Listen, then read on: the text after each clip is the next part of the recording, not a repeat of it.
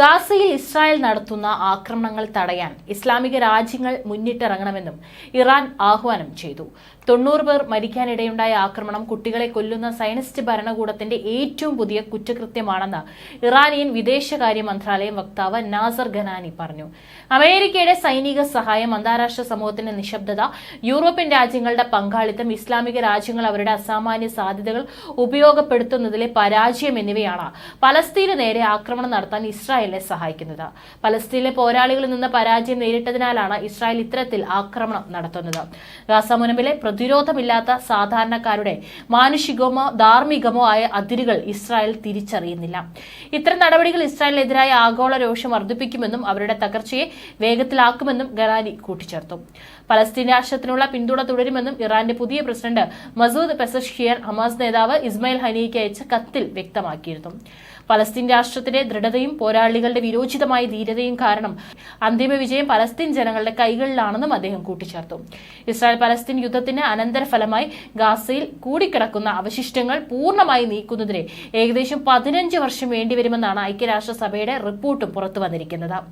അടിഞ്ഞുകൂടിയ യുദ്ധമാലിന്യം 4 കോടി ടൺ വരുമെന്നും ഇത് നീക്കം ചെയ്യുന്ന പ്രവർത്തനത്തിന് ഏകദേശം 400 കോടിയോളം രൂപ ചിലവ് വരുമെന്നാണ് UN കണക്കുകൂട്ടുന്നത്. ഇസ്രായേലിന്റെ ഭാഗത്തു നിന്നുമുണ്ടായ മാസങ്ങൾ നീണ്ട ആക്രമണത്തിൽ തകർന്ന പലസ്തീൻ പ്രദേശത്തെ പുനർനിർമ്മിക്കുന്നതിനുള്ള വെല്ലുവിളികൾ കൂടിയാണ് ഇത് സൂചിപ്പിക്കുന്നത്.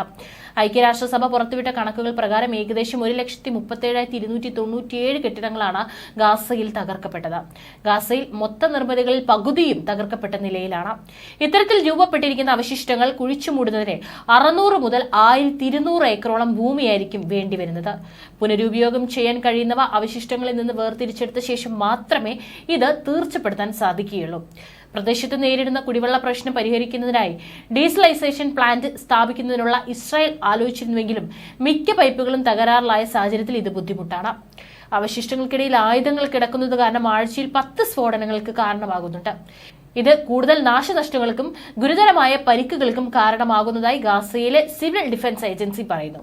ഗാസയിൽ തുടരെയുണ്ടായ ആക്രമണങ്ങളിൽ പ്രദേശത്തിന്റെ ഭൂപ്രകൃതി തന്നെ വ്യത്യസ്തപ്പെട്ടിരിക്കുകയാണ്.